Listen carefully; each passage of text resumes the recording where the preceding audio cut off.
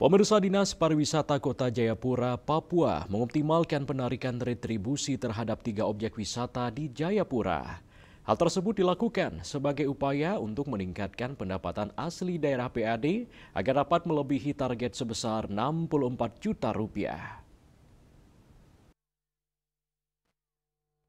Pemerintah Kota Jayapura menargetkan pendapatan asli daerah PAD 2025 mencapai Rp64 juta pada tahun 2025.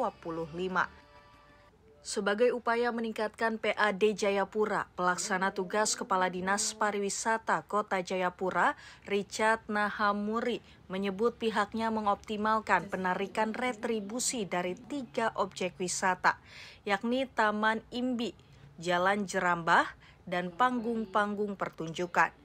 Hal tersebut disampaikannya usai rapat koordinasi teknis pariwisata dan ekonomi kreatif di Jayapura Selasa 16 September. Alam sebenarnya kita lagi mendorong pengembangan wisata ke arah Moratami. Kita lagi mendesain master plan dengan ide pengembangan di arah Moratami. Itu ada Pasir Putih 1 dan 2, ada Skoyambe.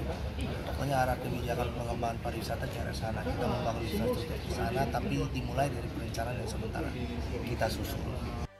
Menurutnya hingga September 2025 ini capaian PAD Jayapura berada di angka Rp48 juta. Pihaknya pun optimistis bahwa target PAD tahun ini bisa terpenuhi. Dari Jayapura, Papua, Laksama Hendra, Kantor Berita Antara mewartakan.